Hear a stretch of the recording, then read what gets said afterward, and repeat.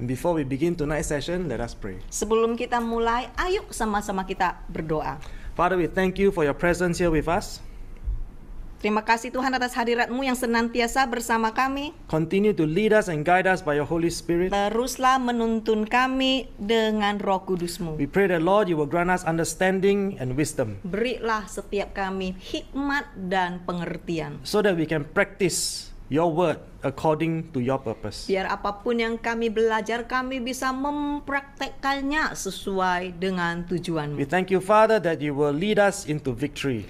Engkau sendiri yang akan menuntun kami kepada kemenangan. And we know we can trust in you for your provision and your Dan finances. kami tahu kami akan sungguh-sungguh dapat percaya dan yakin atas penyediaan-Mu. And in Jesus' name, all of God's children say, Dan di dalam nama Tuhan Yesus, sama-sama yang menerima kami katakan, Amen. amin. Okay, before we can understand how God will provide for us, it is important for us to know God's character. Sebelum kita bisa tahu secara yakin ya, secara pasti, kenapa sih Tuhan ini bisa beneran loh menyediakan buat setiap kita, kita harus tahu terlebih dahulu karakter Allah Bapa kita. Let us begin with the first portion of scripture in Psalms 135 verse 6. Sama-sama kita lihat dulu bagian pertama, Mazmur pasal 135 ayat 6. Whatever the Lord pleases, he does, in the heavens and on the earth, in the seas and all deeps. Firman Tuhan berkata, apa saja yang dikehendaki Tuhan dilakukannya. Mau itu di langit, mau itu di bumi, di laut, dan di segala samudra.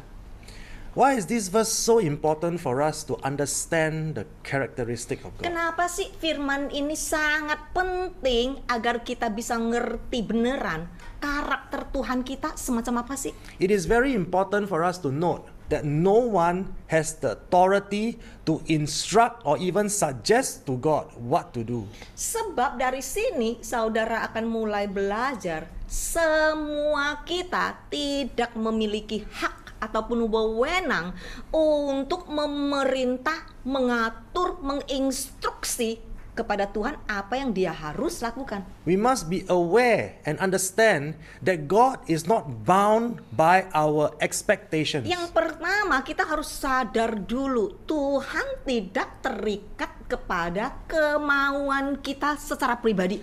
He is not restricted by what we think he can or cannot do. Dia juga tidak dapat dibatasi oleh apa yang kita pikirkan tentang dia, apa dia bisa lakukan, dia tidak bisa lakukan. Contohnya, We have already learned in scripture that God can erase or blot out our names from the book of life without our permission. kita bahkan sudah belajar ya, minggu-minggu 2 yang lalu itu ya, Tuhan bahkan bisa loh menghapus nama kita, mencoret nama kita dari kitab kehidupan, tidak perlu meminta izin dari kita loh.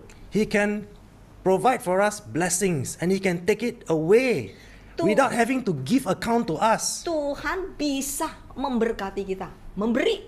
Tuhan juga bisa mengambil, dan dia tidak perlu minta izin atau minta permisi dari kita. No one can influence God's decision and God does not need our approval to do anything.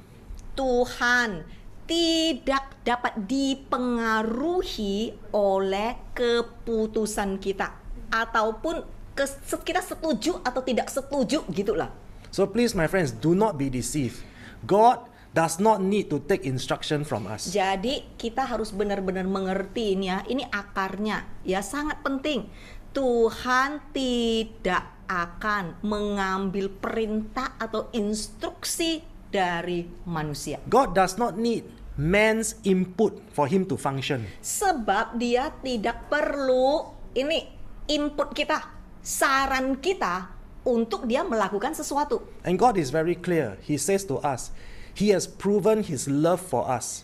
So we either submit to His will or we shall perish. Dia berkata, dia telah membuktikan kasihnya kepada setiap kita. Sekarang pilihan ada di tangan kita. Mau itu kita taat kepadanya atau kita binasa. So my friends, remember, it is always God's way, not our way. Jadi saudara ingat ya, ini dasarnya saudara harus mengerti adalah selalu caranya Tuhan, bukan cara kita. And the clay has no right to question the potter. Tanah liat tidak berhak mempertanyakan pembuat tembikar.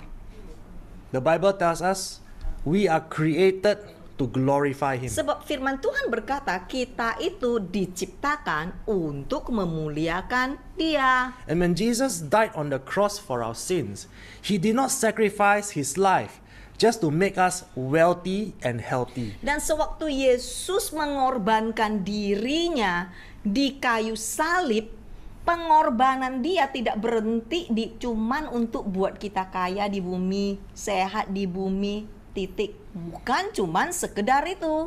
So please remember, Jesus does not exist to please us or to serve us. Jadi saudara harus benar-benar tahu Tuhan itu ada bukan untuk cuman menggenapi apa yang kita mau. Tuhan enggak loh melayani kemauan kita. And when we want to ask God for His provision, please do not come before Him like as if He's a pagan god of fortune to beg from Him money every day. Jadi sewaktu kita mau datang di hadapan Tuhan, kita tidak bisa datang kepada Tuhan yang begitu berkuasa ini dengan cara-cara orang yang tidak mengenal Tuhan, seperti memohon dewa. Terus minta, kasih aku uang dong, kasih aku uang dong, kasih aku uang dong. Tidak bisa dengan cara begini. Remember, His name is El Shaddai. He is God Almighty. He's not the God of fortune. Sebab nama Dia adalah El Shaddai, Tuhan yang paling berkuasa. Nama Dia bukan dewa uang atau dewa untung. Now let us move to the next portion of scripture and see what the Lord is trying to teach us this Ayo evening. kita diskusi lebih dalam lagi ya. Apa yang Tuhan ajarin kepada setiap kita. Let us read from John chapter 6 verse 27. Yohanes pasal 6 ayat 27. Do not work for food that perishes, but for food that endures and leads to eternal life, which the Son of Man will give you. For God the Father has authorized him and put his seal on him. Bekerja bukan untuk makanan yang dapat binasa, tetapi untuk makanan yang bertahan, yang menuntun kepada hidup yang kekal, yang akan diberikan anak manusia kepadamu. Karena Tuhan Bapa telah memberi wewenang kepadanya dan mematerainya. It is very clear and very precise. God is trying to tell us we must invest in our eternity. Sangat jelas di sini ya, berinvestasi dalam kekekalan. Ini yang diajarkan kepada kita. We must focus on the living word of God instead of financial success here on this earth. Fokusnya adalah terhadap firman Tuhan yang hidup, yang sanggup mengubah daripada kesuksesan finansial di bumi ini. When we go to church, it is to worship the Lord. It is to learn His living word. Sewaktu kita datang ke gereja, tujuan kita adalah untuk belajar firman yang hidup, yang sanggup mengubah kita.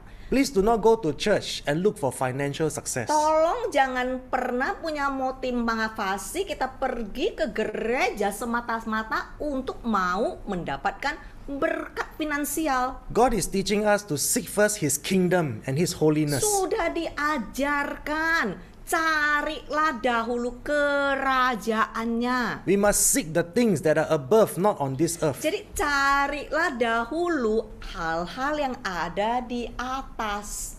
Instead of financial wealth, God wants us to possess His divine character. Daripada terus fokusnya kepada kekayaan ya, Tuhan mau kita memiliki karakter ilahinya. And we know that when we seek first His kingdom and His divine character, all these things, these worldly things shall be added unto us. Dan sudah dijanjikan kepada setiap kita Pada saat kita cari terlebih dahulu kerajaannya dan memiliki karakter ilahinya, dia berkata semuanya yang lain-lain And- akan disediakan untukmu. And we know that God is faithful to His word. When He say it will be provided for us, it will come to pass. Dan kita tahu Tuhan adalah Tuhan yang setia dan dia pegang janjinya sewaktu dia berkata, aku akan berikan kepadamu, aku akan sediakan kepadamu. Apa sih artinya? Artinya sudah selesai. So the only question is, are you willing to possess His divine character? Pertanyaannya adalah, apakah kita mau memiliki karakter ilahinya? It is not whether or not God can or will provide. Bukan lagi soal Tuhan engkau bisa enggak, Tuhan engkau bisa enggak menyediakan buat aku atau tidak. And we already know that the kingdom of God is not on this earth. Kita juga tahu kerajaan Allah bukan tentang hal-hal yang ada di dunia ini. We know in John 18:36 that Jesus answered, "My kingdom is not of this world." Yohanes 18 ayat 36 firman Tuhan berkata, kerajaanku bukan dari dunia ini. So why do we still want to conquer the financial mountain and the media mountain in Jesus' Jadi name? kenapa kita masih terus-menerus berpikir kita harus menaklukkan gunung ekonomi, gunung media dengan memakai nama Yesus? Why do we want to continue to conquer all these worldly possessions when we cannot even conquer our own character from here to here? Kenapa kita masih terus-menerus berpikir kita mau menaklukkan dunia ini, sedangkan dari sini sampai ke sini saja kita tidak sanggup mengendalikannya? If you cannot even practice self-control, if you cannot even overcome your sinful nature, your mind and your heart, Jikalau kita bahkan tidak memiliki penguasaan diri, tidak sanggup menguasai cara kita berpikir dan cara kita merasa, then why do you continue to be so eager to conquer the financial mountain? gimana kita bisa menguasai ekonomi, gunung ekonomi? This kind of kingdom invasion is not even biblical. Lihatlah saudara, konsep pemikiran seperti ini menaklukkan kerajaan itu tidak sesuai dengan Alkitab. This kind of kingdom invasion is promoting greed and encouraging us to be more selfish in our ambitions. Konsep pemikiran ini menaklukkan kerajaan cuman untuk membuat kita lebih serakah. I can assure you, my friends, that kind of teaching is not from Scripture, it is not from God. Saudara, saya pastikan pengajaran seperti ini yang menaklukkan gunung-gunung itu bukanlah dari Alkitab. John 3:27. Ayo sama-sama kita lihat Yohanes pasal 3 ayat 27. John answered, "A man can receive nothing, he can claim nothing, he can take unto himself nothing, except as it has been granted to him from heaven. A man must be content to receive the gift which is given him from heaven. There is no other source." Yohanes menjawab, seseorang tidak dapat menerima apapun. Ia tidak dapat menuntut apapun. Ia tidak dapat mengambil apapun untuk dirinya sendiri kecuali karena hal itu telah diberikan kepadanya dari surga. Seorang manusia harus puas menerima hadiah yang diberikan kepadanya dari surga.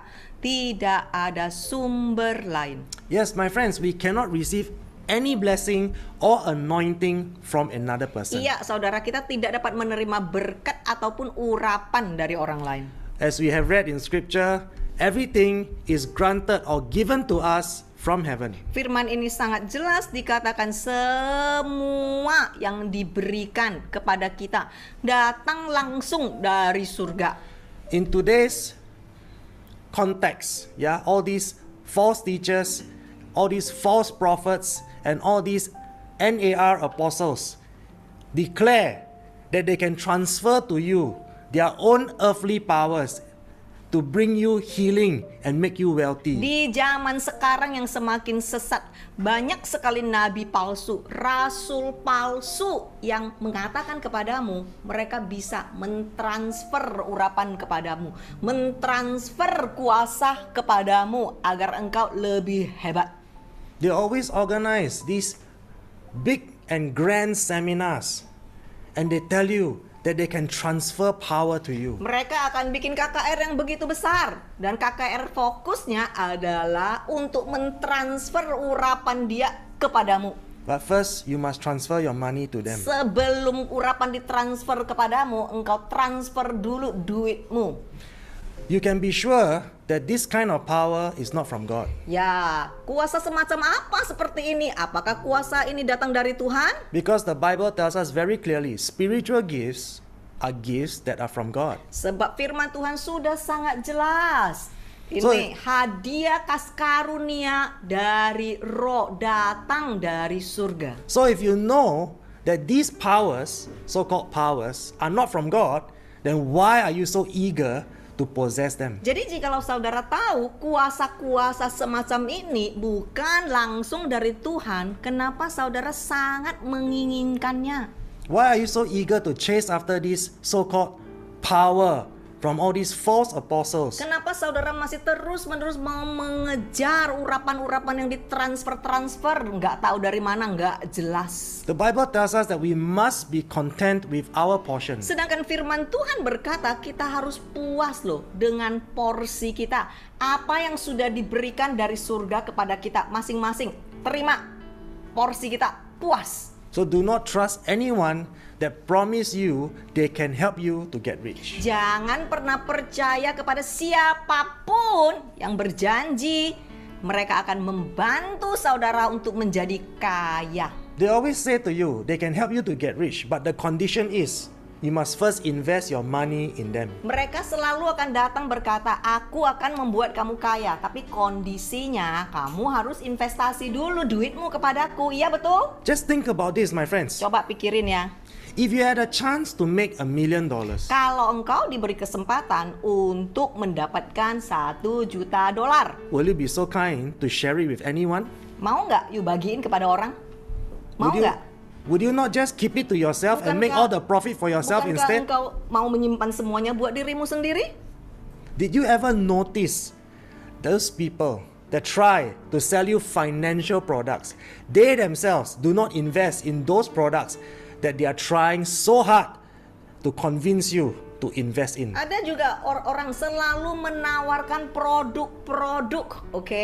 Selalu menawarkan sedangkan mereka sendiri juga tidak membeli produk yang mereka tawar-tawarin. Right? They tell you invest in this, you'll make a lot of money. Mereka akan mengajukan investasi di sini ya, engkau akan dapat cuan gede. But you will realize that they themselves never invest a single cent in all these products. Tapi nanti saudara akan lihat, kenapa kamu nggak beli sendiri ya? There'll be preachers that teach you to declare prosperity to gain abundant wealth. Ada juga pengkhotbah yang akan mengajarkanmu untuk pokoknya deklarasi kemakmuran, deklarasi mendapatkan kekayaan berkelimpahan. They know very well that they cannot declare the word in the Bible and become rich. Mereka tahu secara pasti firman Tuhan tidak bisa dideklarasikan untuk mendapatkan kekayaan. They know they cannot do that. Mereka tahu secara jelas mereka tidak boleh melakukan But hal this is what seperti they ini. know. Tapi ini yang mereka lakukan. They have to deceive you to give them your money so that they can become rich first. Mereka harus menipumu sehingga engkau beri kepada mereka duitmu sehingga mereka makmur terlebih dahulu sebelum engkau makmur. So they will teach you things like this. If you want to be rich, you want to be blessed, you must first bless the servant of God. Jadi mereka akan mengajarkanmu seperti ini. Kalau you mau menjadi tanah subur, kalau you mau ekonomimu diberkati, you harus berkati pendetamu dulu. They will tell you, you must give until it hurts. Mereka akan mengajarkanmu, pokoknya you harus nabur mati-mati sampai engkau merasa sakit, itu baru terhitung. God must see your sincerity. Sebab itu adalah membuktikan ini kemurnian hatimu. And the more you give, the more God will bless you. Dan semakin engkau memberi, semakin Tuhan pasti akan mengembalikan kepadamu. But we know in all these kind of scams, not everyone will get rich. Saudara tahu ya, semua yang memberi habis-habisan, ada nggak semua yang jadi kaya raya, jadi ini OKB, orang kaya baru, ada? And for those who are not financially blessed, this is what the false teachers will tell them. Dan orang-orang yang udah mati-mati memberi ya, masih miskin, masih nggak kaya. They will tell you, you are not declaring enough. Nanti akan dikasih pelajaran seperti ini, karena you belum punya iman yang kenceng untuk mendeklarasikan. You're not being blessed, you're not getting rich because you don't have enough faith. Engkau tidak diberkati karena imanmu tidak kuat. So to prove that you have faith, you must give more. Jadi untuk membuktikan engkau memiliki iman yang kuat, engkau harus menabur lebih lagi. Give more and declare more, and God will bless Menabur you. lagi dan mendeklarasi lebih lagi, itu kuncinya, pasti kamu akan diberkatin. So this is how all these prosperity preachers prey on people who are in need and desperate. Kayak begitulah pengajar teologi kemakmuran menipu orang-orang dan orang-orang suka tertipu.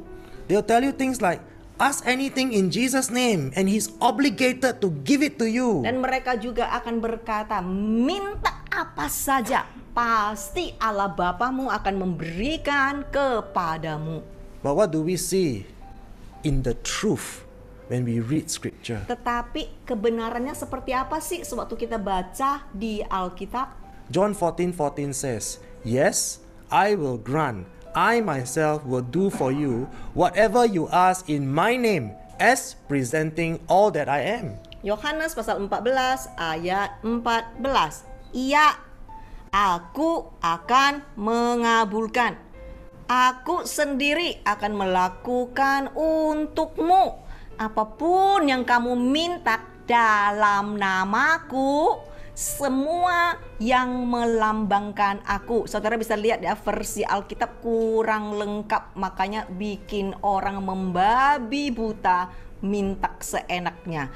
Saya ada tayangkan juga versi Alkitab, saudara bisa membaca, banyak yang ditiadakan.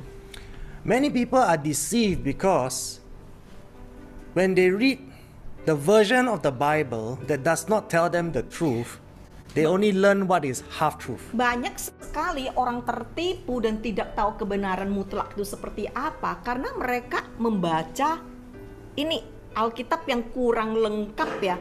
Jadi karena kurang lengkap, di sini kena cut, di situ kena cut ya. Jadi mereka belajarnya cuman setengah benar. Jadi makanya tidak ada terobosan. So these false teachers will use the Bible with the inaccurate translation to tell people you can ask anything in Jesus' name and He is obligated to give it to you. Dan pengkhotbah palsu ini akan sangat suka mengambil kata-kata di dalam Alkitab yang mereka tahu kurang tepat, kurang jelas dan tidak pantas dipakai untuk memberitakan kepada semua orang. Jika engkau meminta sesuatu kepadaku dalam namaku, aku akan melakukannya. Jadi ayolah, minta saja. But we know that is not true. Tetapi sebetulnya ini bukanlah kebenaran mutlak. When you read the word, Jesus say, ask of me anything in my name as presenting all that I am. Kebenaran yang lengkap ini, saudara, Yesus berkata, jikalau kamu minta dalam namaku, ada kondisinya, bukan seenaknya semua yang melambangkan aku. So Jesus is saying, ask according to the will and the purpose of God. Artinya Yesus berkata, engkau harus minta sesuai dengan semua yang melambangkan karakter, tujuan, cara, kehendak Tuhan. Not blindly declare and proclaim selected verses from scripture text and force God to obey us by chanting and demanding. Bukan dengan cara membabi buta, mendeklarasikan ayat dan terus memaksa Tuhan, mengatur Tuhan, menuntut Tuhan untuk mau mematuhi apa yang kita minta. Many people are so foolish when they learn half-truth. Banyak sekali orang menjadi bodoh sewaktu mereka belajar setengah benar. They come before God and they demand from God Mereka that datang you di must do it hadirat for me. Tuhan dan mereka bahkan berani nuntut Tuhan, engkau harus lakukan yang ini kepadaku. Because your word says, ask from you anything in your name. Mereka datang di hadirat Tuhan dan bahkan memakai firman Tuhan. Tuhan ini ya, engkau sendiri yang berkata loh, aku bisa meminta apapun di dalam namamu dan engkau harus melakukannya. And they force Jesus. Dan mereka menuntut dan memaksa kehendak mereka kepada You are Tuhan. obligated to your Engkau word. bertanggung jawab atas firmanmu sebab engkau sudah tertulis, engkau sudah berjanji. So when they use a half-truth Jadi bayangkan ya, mereka memakai firman Tuhan yang setengah benar. to force God, Dan mereka pakai ini, mereka menuntut dan memaksa Tuhan. because that is what their pastor taught them. Sebab itulah yang dia ajar kepada mereka. They learn a half-truth. Mereka belajarnya cuma setengah. Now when they realize the real truth, Setelah mereka sadar kebenaran mutlaknya seperti apa, we are only authorized to ask God as presenting all that He is. saudara, engkau dan aku cuman diberi wewenang dan hak untuk meminta segala sesuatu yang sesuai dengan Dia, cara Dia, dan melambangkan Dia. So from here, my friends, we see clearly the word faith movement, the declare and proclaim method of Christianity is not biblical. Jadi dari sini saudara bisa belajar dengan jelas ya. Jangan terlalu main klaim-klaim, nuntut-nuntut. Iman yang berkelebihan itu bukan ajaran Tuhan. Stop coming before God and say, give me more money, bless me with more business. In Jesus' name, you must do it. That is not true. Berhentilah datang di hadirat Tuhan dan minta begini, engkau harus berkatin aku, bisnis lebih gede lagi, uang lebih banyak lagi, bisnis lebih gede lagi, uang lebih banyak lagi. Tolong jangan lakukan hal sedemikian. That's not how God will provide for you financially. Tidak dengan cara ini. Tuhan tidak akan memberkati saudara dengan cara ini. You cannot force God. Sebab engkau tidak bisa memaksa dan mengatur Tuhan. Because it is not biblical. Sebab itu tidak sesuai dengan aturan dan firman-Nya. Because you're quoting a half-truth. Sebab engkau sedang bahkan mendeklarasikan firman yang setengah benar doang. It is not according to the character and the purposes of Tidak God. sesuai dengan karakter Tuhan dan tidak sesuai dengan tujuan Tuhan. Now you know why so many people love the word faith, declare and proclaim movement. Saudara, banyak sekali orang yang sangat senang ini ya, yang ini iman yang berkelebih-lebihan. Pokoknya minta apa saja pasti dikasih, itu harus dikasih. Banyak orang yang suka. These people have their own agenda.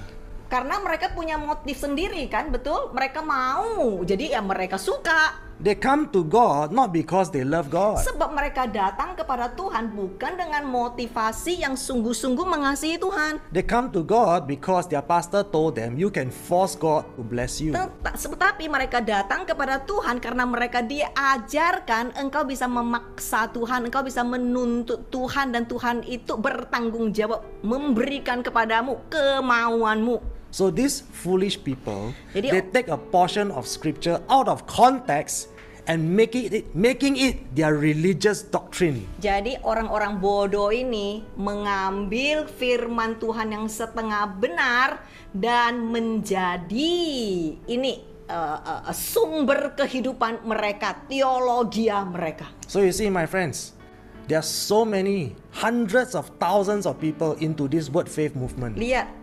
betapa banyaknya Kristen-Kristen zaman now, teologia kemakmuran yang suka sekali main nuntut-nuntut Tuhan. They are looking for hope. Mereka sedang mencari sebuah pengharapan.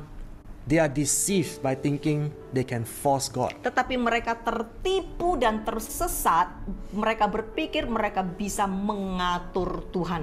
At the end of the day, for all those of us who know the truth, we know that God is sovereign. Dan bagi setiap kita yang tahu kebenaran, kita harus tahu Tuhan berdaulat.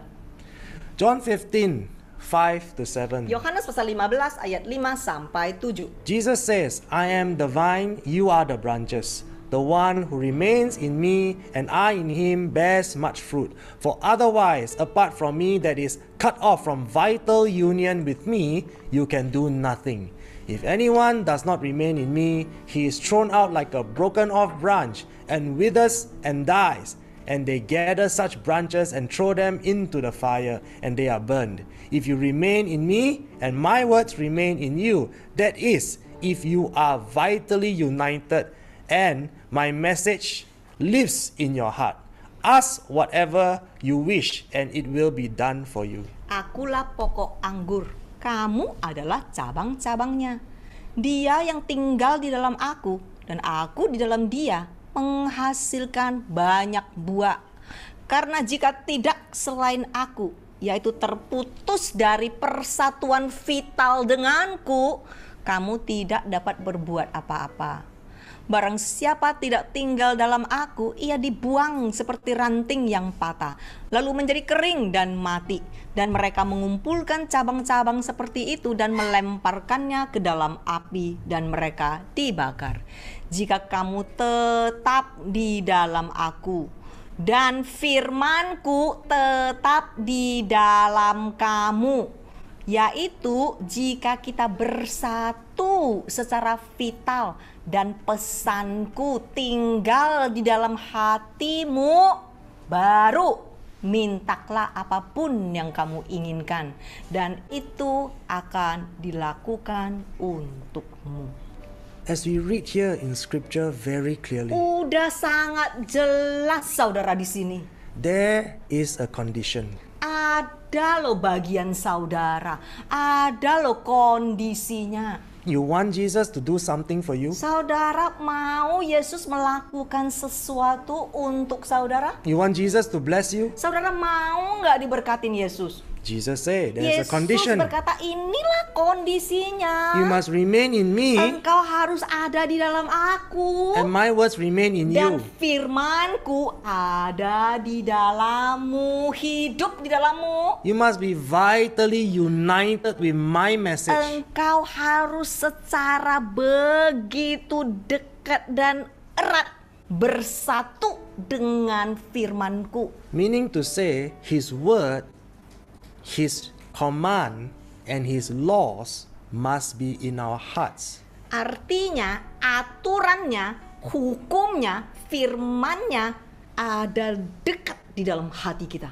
And His word must conform us. Dan firmannya harus membentuk kita. And in turn, we must be conformed by His word. Dan kita juga harus dibentuk oleh firman-Nya. And only then, if you ask of Him for His provision, He will provide. Cuman dengan cara ini Tuhan berkata, jikalau engkau melakukan hal seperti ini, barusan engkau bisa minta apapun dan akan diberikan kepadamu. You see, my friends, I don't make the rules. Lihat saudara, ini bukan peraturanku. Are we reading the same Bible? Kita baca Alkitab yang sama kan, buku yang sama kan. When we read the Word of God, Sewaktu engkau baca firman Tuhan, are you learning the truth in His Word? apakah engkau belajar enggak kebenaran firman Tuhan? Or are you still trying to twist God's arm? Atau sewaktu engkau baca firman Tuhan, engkau enggak peduli apa yang ditulis oleh firman Tuhan syaratnya, tetapi you masih tetap mau kemauan sendiri dan mengatur-ngatur Tuhan terus? Are you trying to change God's Word to suit your agenda? Sewaktu engkau melihat firman Tuhan, apakah engkau mau berubah firman Tuhan untuk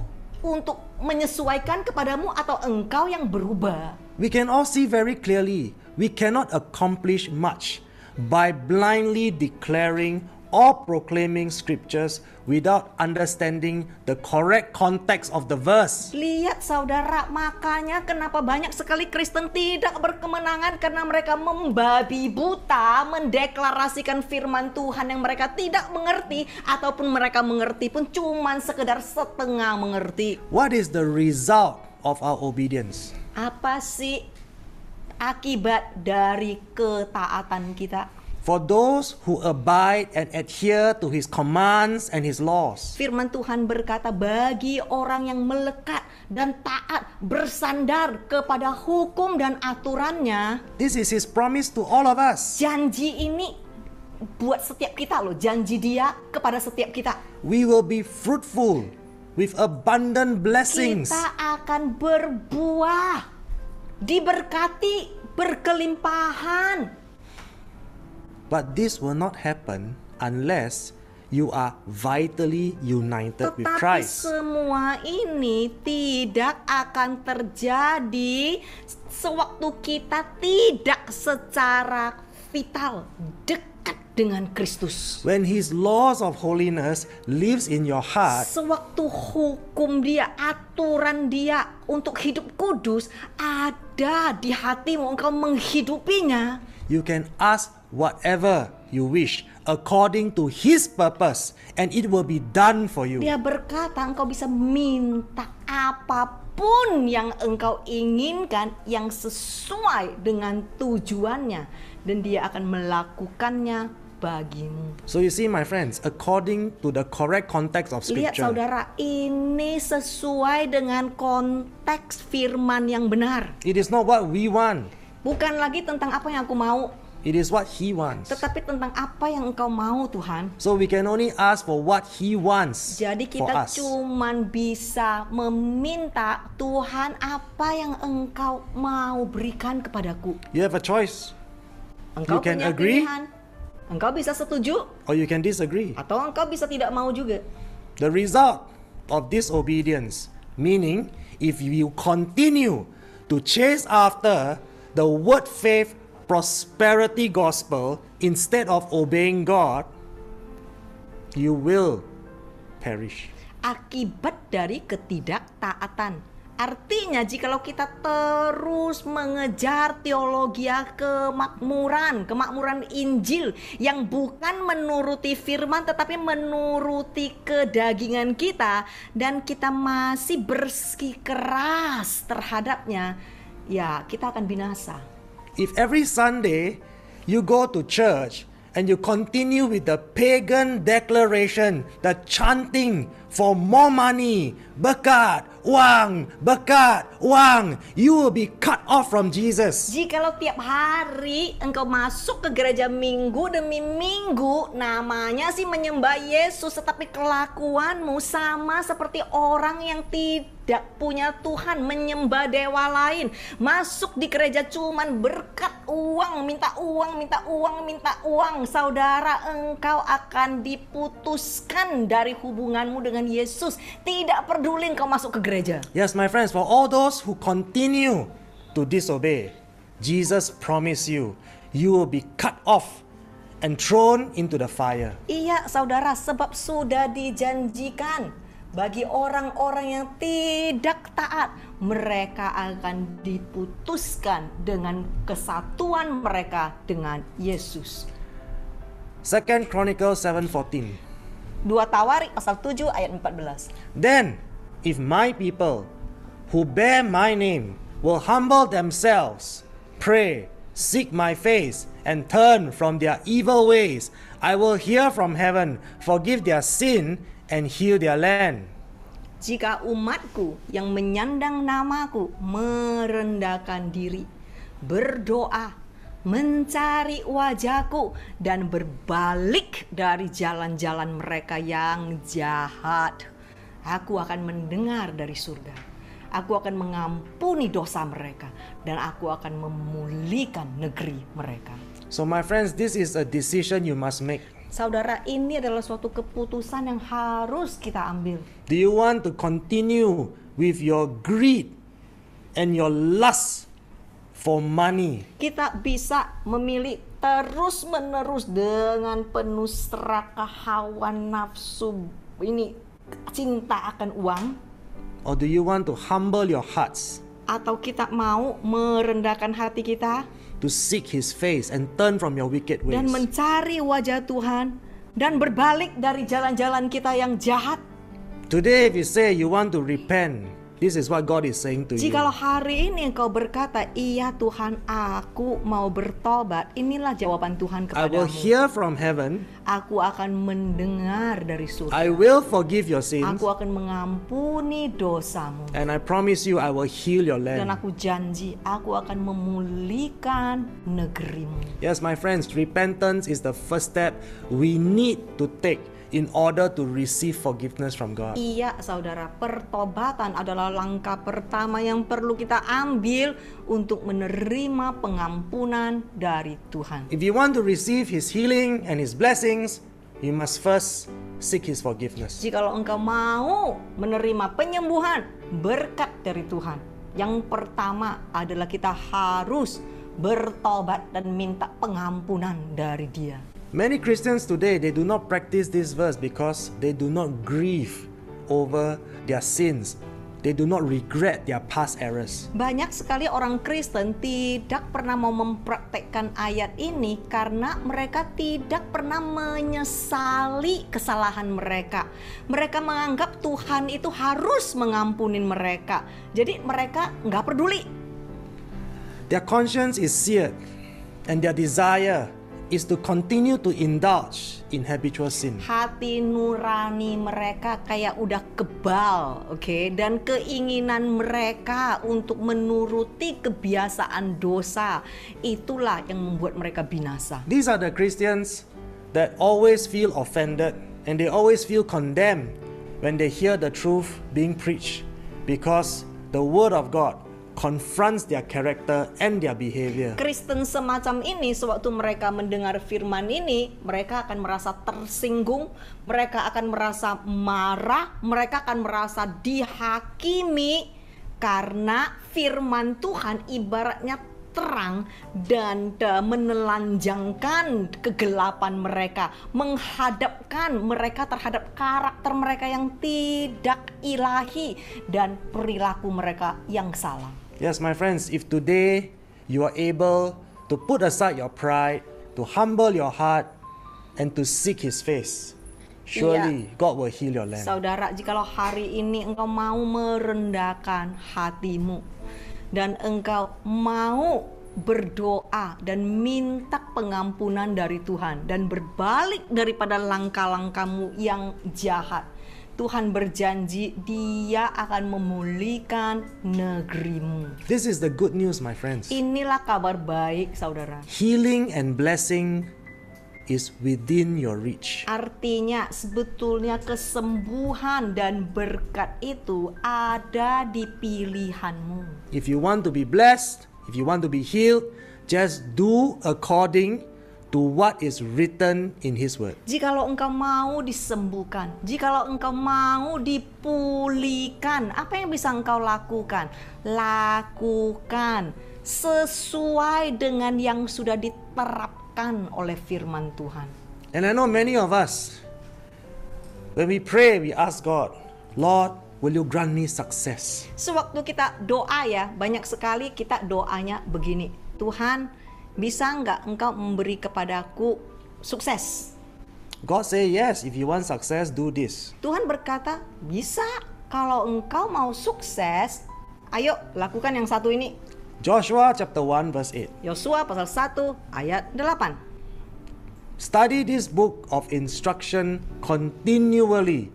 Meditate on it day and night, so you will be sure to obey everything written in it. Only then will you prosper and succeed in all you do. Nah, yang khusus baca Alkitab ini tolong di-capture ya. Ini sangat jelas, oke? Pelajarilah kitab petunjuk ini terus menerus. Kitab petunjuk artinya Alkitab ya. Renungkan siang dan malam. Pastikan sampai engkau mematuhi semua yang tertulis di dalamnya. Jelas ya? Beda dengan versi Alkitab ya. Hanya dengan begitu engkau akan berhasil dalam semua yang engkau lakukan. You want success, my friends? Mau sukses saudara?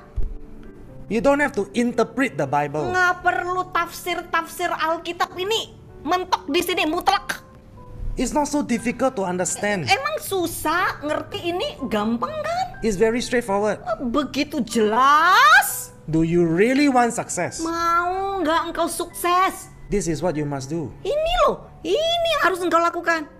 Obey and accept all the teachings of Christ in the Bible. Taat dan ikuti secara pasti semua yang diajarkan Kristus yang harus kita terapkan. Yes, my friends, both the Old Testament and the New Mau itu Testament. perjanjian lama ataupun perjanjian baru. Meditate on it day and Di night. sini dikatakan renungkan siang dan malam. Did Jesus say declare? Ini ada dikatakan nggak deklarasikan siang dan malam? Did Jesus say you must have faith and declare? Iya, pakai iman deklarasikan aja setiap hari, setiap minggu ada kita disuruh nggak begitu? He says meditate on it day and Di night. sini dikatakan renungkan siang dan malam. Meditate and obey. Renungkan sampai gimana? Renungkan sampai engkau mematuhi semua yang tertulis di Do dalamnya. not just be hearers but also doers of the word. Enggak sekedar dengar, tapi tidak melakukannya. Only then will you prosper and succeed in all that you do. Saudara lihat ayat ini sangat jelas. Hanya dengan begitu engkau akan berhasil dalam segala yang engkau lakukan. So do you see how far the teaching is? Lihat saudara, betapa jauh kebenaran yang kita terapkan, yang kita percaya dengan versi firman Tuhan yang lengkap. The false teacher tells you you must declare by faith. Pengajar palsu akan ngajarin saudara, deklarasinya kan aja, kan gampang kan deklarasi, nggak usah menjadi pelaku firman. Siapa yang nggak mau? Jesus say, meditate, obey, and practice my word. Yesus berkata, renungkan sampai engkau mematuhi semua yang tertulis di dalamnya. So we see very clearly, God did not teach us to declare and proclaim blindly with all our demands. Jadi udah jelas saudara, kita tidak diajarkan main deklarasi membabi buta.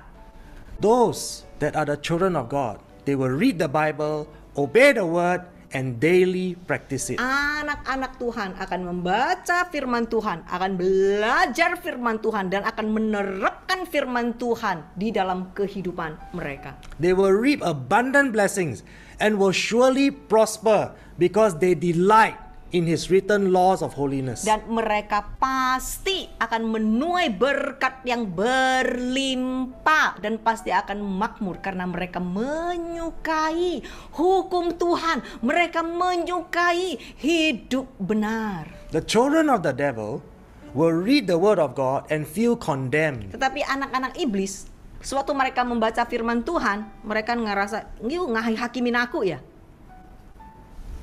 When they read the truth in His word and they realize that is the requirements of His written laws of holiness, they get very offended. Sewaktu mereka membaca firman Tuhan, mereka sadar, oh rupanya syarat Tuhan begini ya. Mereka tersinggung.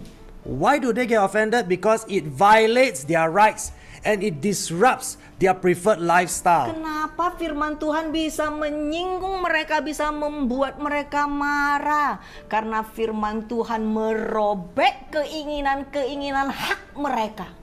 When they hear the truth preached, it is against their character and against their moral practices.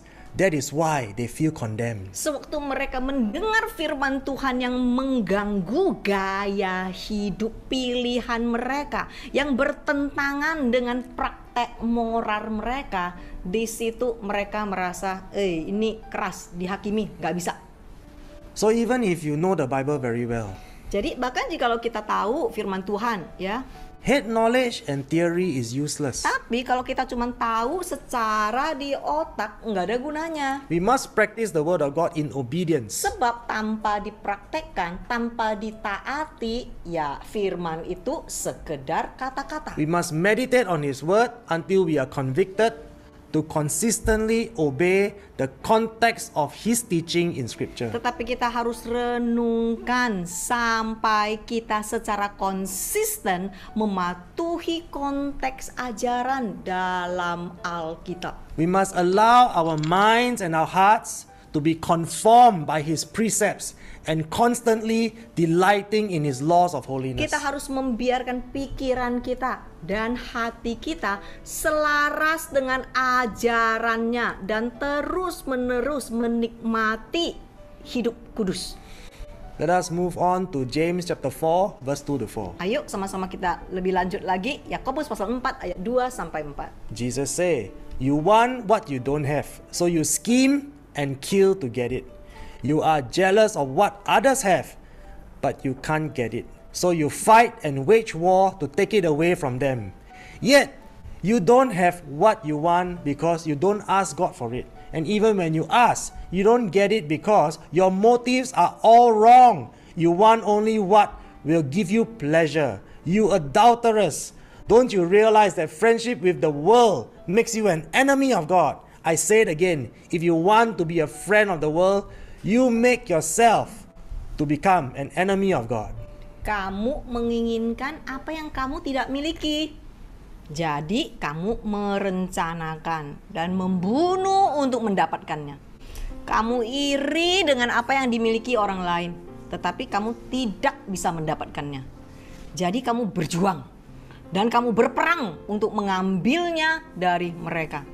Namun kamu tetap tidak memiliki apa yang kamu inginkan karena kamu tidak memintanya kepada Tuhan.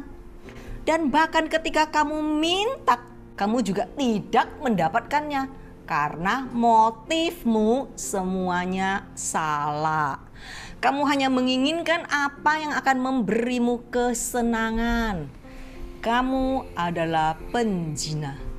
Tidakkah kamu menyadari bahwa persahabatan dengan dunia membuatmu menjadi musuh Tuhan? Aku katakan lagi, jika kamu ingin menjadi sahabat dunia, kamu menjadikan dirimu musuh Tuhan. We also know that Jesus said in 1 John 2:15, "Do not love this world nor the things it offers you. For when you love this world, you do not have the love of the Father in you." Seperti yang dikatakan 1 Yohanes pasal 2 ayat 15, jangan mencintai dunia ini atau hal-hal yang ditawarkan kepada Anda. Karena ketika Anda mencintai dunia ini, Anda tidak memiliki kasih Bapa di dalam diri Anda. So it is very clear, my friends. Sudah sangat jelas saudara-saudariku, God never told you to practice kingdom invasion. Tuhan tidak pernah menyuruh engkau ya menguasai, menaklukkan kerajaan Tuhan. Be very careful what you learn.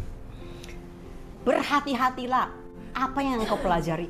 When we love and chase after the pleasures of this world, it is very offensive to God. Sebab pada saat kita mencintai dan mengejari kesenangan dunia, itu adalah suatu penghinaan bagi Tuhan. On Judgment Day, you cannot come before God and say, "Oh God, this is what my pastor taught me, is kingdom invasion. I must invade and conquer the financial market." Engkau sewaktu di hari penghakiman, engkau tidak bisa datang di hadirat Tuhan. Tuhan, ini loh, ini yang diajarkan kepadaku loh. Aku itu harus menaklukkan kerajaan di muka bumi ini.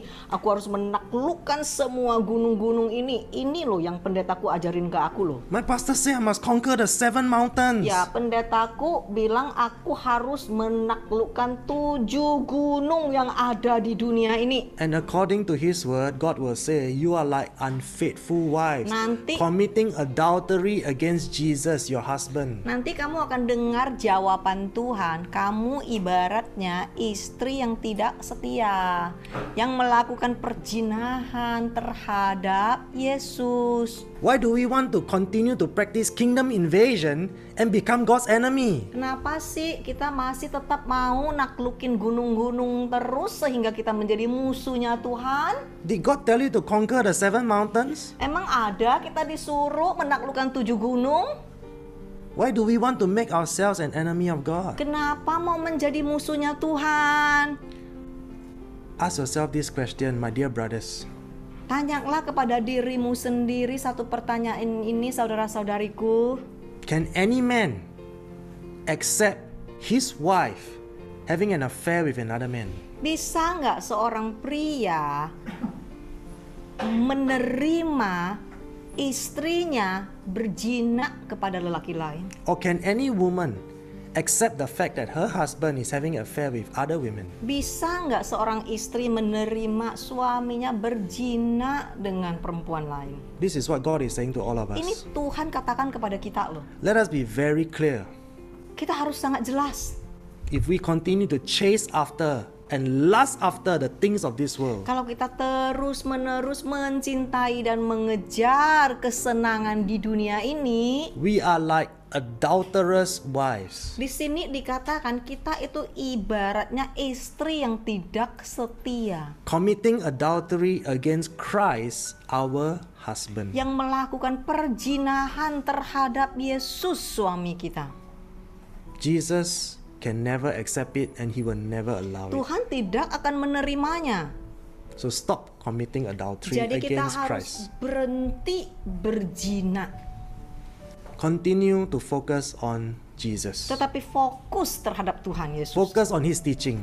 Fokus terhadap ajarannya. Stop listening to your greedy ambitions. Berhentilah mengikuti dan mendengar kata hatimu yang begitu serakah. And stop being deceived by false teachers. Dan berhentilah ditipu dan menipu dirimu sendiri dari ajaran sesat. 1 Timothy 6:9 to 10. 1 Timotius pasal 6 ayat 9 sampai 10. But those who are not financially ethical and crave to get rich with a compulsive, greedy longing for wealth fall into temptation and a trap and into many foolish and harmful desires that plunge people into ruin and destruction, leading to personal misery. For the love of money, that is, the greedy desire for it and the willingness to gain it unethically, is a root of all sorts of evil.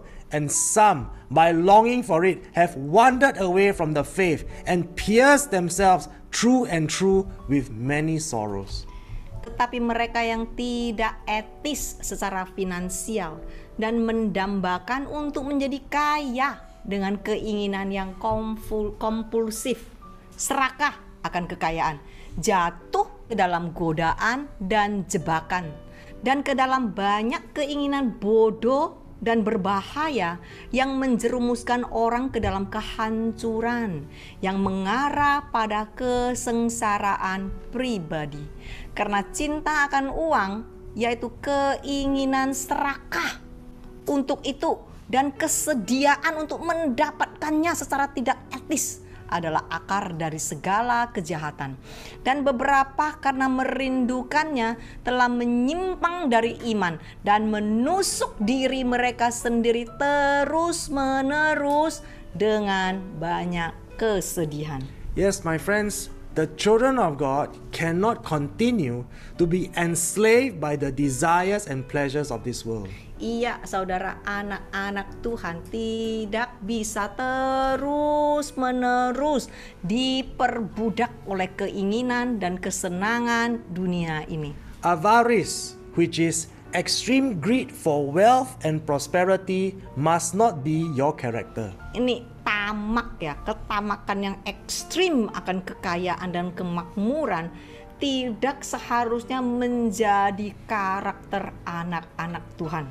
When we choose to value the things of this world to be more important and precious to us as compared to pleasing God, it becomes the sin of idolatry. Saudara tahu ya, ketika kita memilih menghargai sesuatu di dunia ini lebih penting dari Tuhan, disitulah menjadi penyembahan berhala.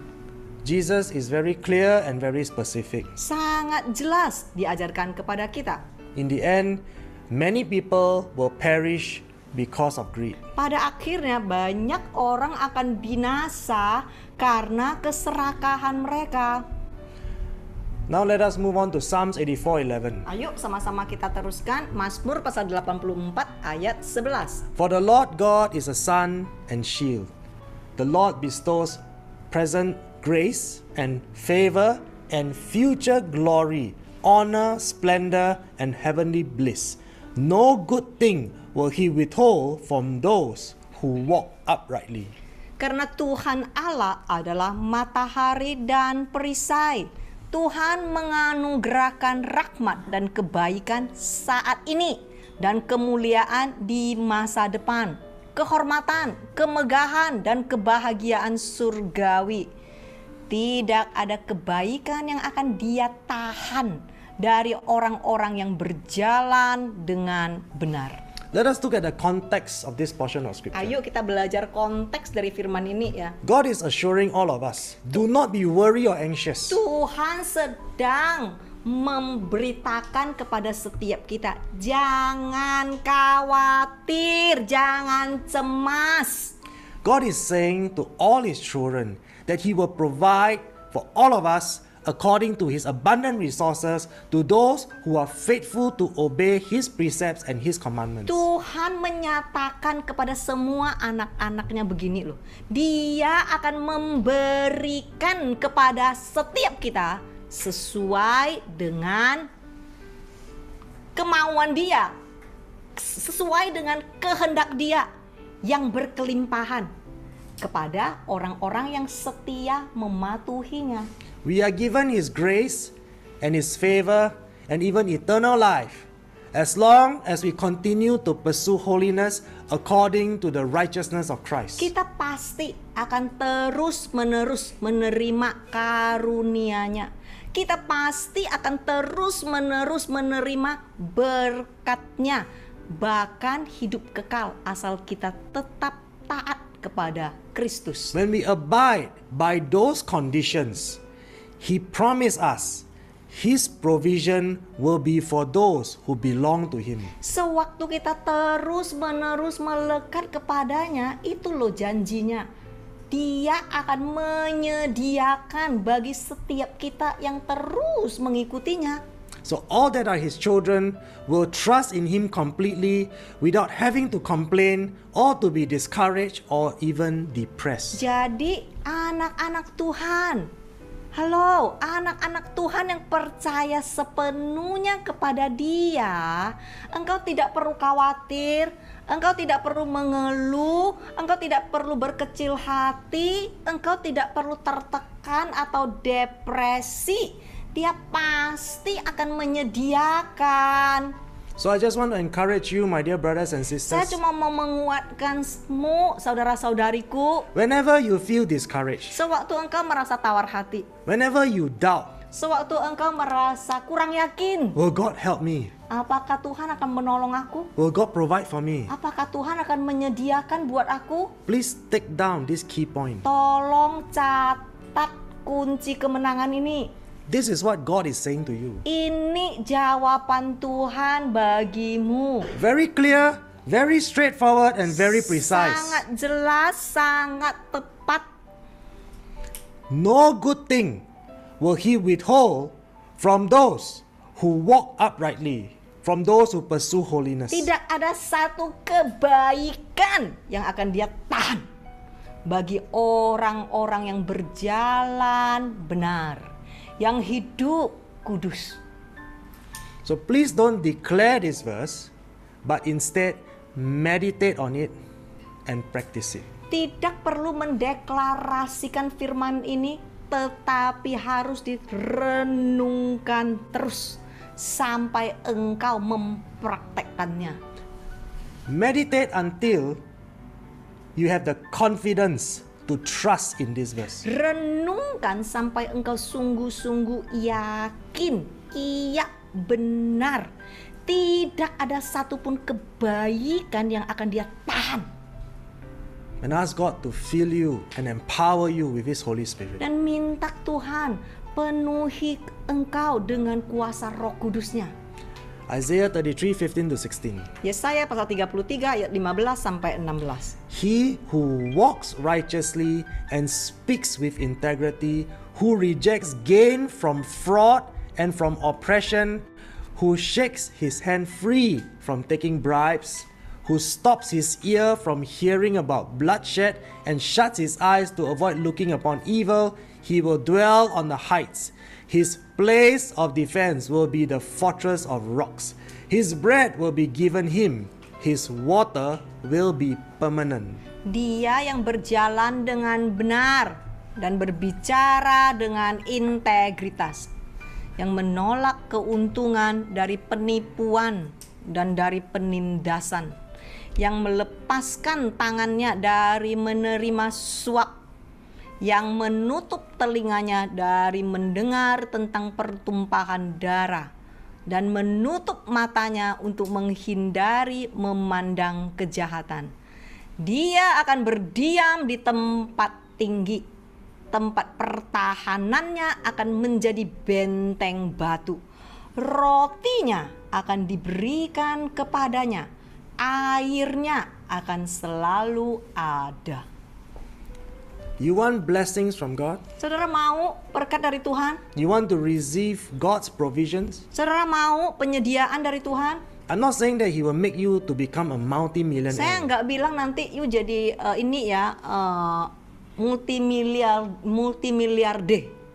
But this is what God is saying to all of us. Tetapi ini yang Tuhan janjikan kepada setiap kita. I will provide for you. Aku akan menyediakan bagimu. I will bless you according to my purpose. Aku akan memberkatimu sesuai dengan rancangan dan tujuanku. And this is the kind of character He wants us to develop. Ini karakter semacam ini yang Tuhan mau kita miliki.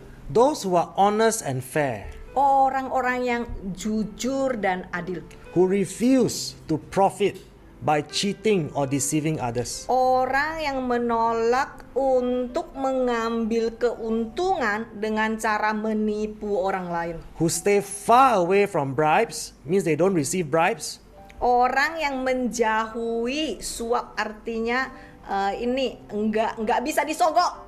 and they don't bribe those in authority to get their way in business deals. Dan mereka juga tidak sogok orang lain untuk mendapatkan kemauan mereka. People who refuse to listen to those who are false teachers that give advice that is contrary to the truth in the Bible. Orang-orang yang menolak untuk menerima nasihat dari pengajar-pengajar palsu yang selalu membuat mereka semakin serakah. People who are committed to reject all that is sinful, to live a life that is holy and flee from all enticement to do wrong. Orang-orang yang selalu mau berkomitmen untuk menolak semua dosa, mau menjalani kehidupan yang kudus, menahan diri dari segala godaan. According to this verse, Jesus promised them they will never be found lacking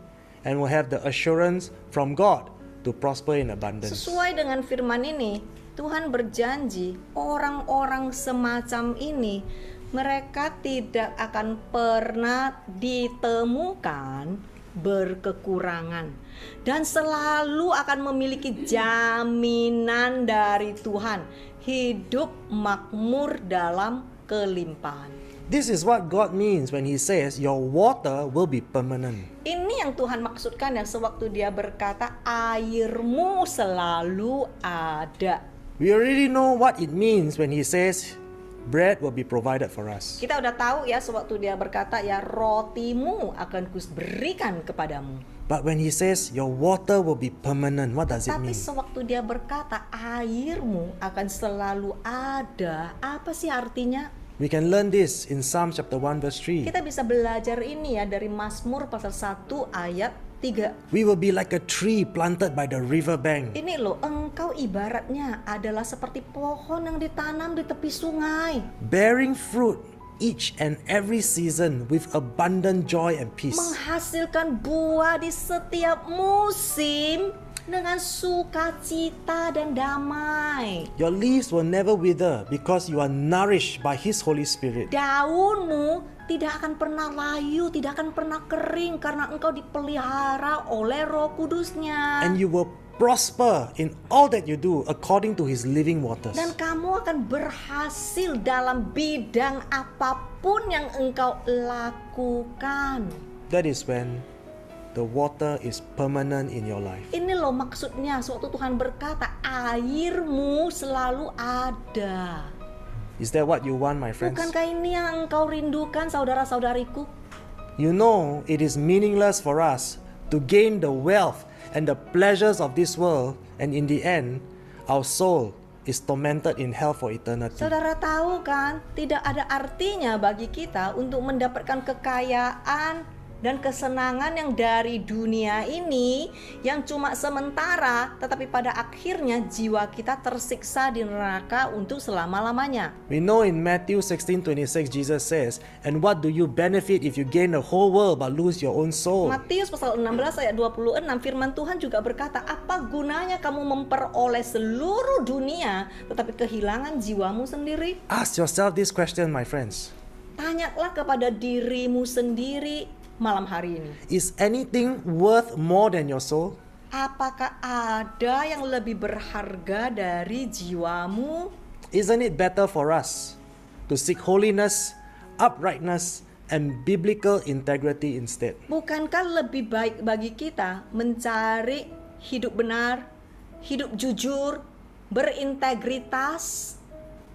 When we abide according to all the conditions that He's given to us, Sewaktu kita melekat, dibentuk sesuai dengan perintah yang sudah diberikan Tuhan kepada kita, He will bless us. Dia pasti akan memberkati kita. So remember, my friends, Ingat saudara-saudariku, when we obey and adhere to His teaching and all the written laws of holiness, sewaktu kita taat, kita melekat kepada semua ajarannya dan hidup kudus, He is faithful to restore our lives, our family, and also our finances. Dia adalah Tuhan yang setia. Dia pasti akan memulihkan kehidupan kita, Because- keluarga kita, dan juga ekonomi kita. Because God is faithful to His word. Sebab Tuhan setia kepada firman-Nya. When we abide in His word, Sewaktu kita melekat kepada firman-Nya, He will bring His promises to pass. Dia akan menggenapi janjinya. Shall we pray? Ayo sama-sama kita berdoa. Father, we thank You for tonight's teaching. Terima kasih Tuhan atas firman-Mu malam hari ini. Indeed, Lord, it is very encouraging to know Your assurance of provision. Terima kasih kami dikuatkan oleh keyakinan atas penyediaan-Mu. Again and again, You promise us and You assure us You will provide. Menerus Engkau yakinkan kepada kita, Engkau akan menyediakan. And again, You show us the conditions that we need to comply. Dan Engkau terus menerus mengajarkan bagian kita apa yang harus kita lakukan. So as we humble our hearts, we ask of You, Heavenly Father, Kami mau merendahkan hati kami ya Tuhan, dan kami minta ya Allah Bapa, empower us by Your Holy Spirit. kuatkan kami dengan Roh Kudus-Mu. Let us be convicted by Your word. Biar kami diinsyafkan oleh firman-Mu. Let us be convicted by Your teaching. Biar kami diinsyafkan oleh pengajaran-Mu. And let us continue to trust in You. Dan biar setiap kami tetap percaya kepadamu. Thank You, Lord, for your provision. Terima kasih Tuhan atas penyediaan-Mu bagi setiap kami. Thank you for your abundant grace. Terima kasih atas karunia-Mu yang berkelimpahan. For without your grace, how do we survive? Tanpa karunia-Mu, bagaimana kami dapat hidup We Tuhan? thank you for the peace and the comfort. Terima kasih atas damai, atas kenyamanan yang kami terima dari Engkau. And we are grateful that you make us victorious. Dan kami sungguh mengucap syukur sebab kami adalah umat yang lebih dari pemenang. And in Jesus' name, all of God's children say, Dan di dalam nama Tuhan Yesus, sama-sama yang percaya kami katakan, Amen. Amen.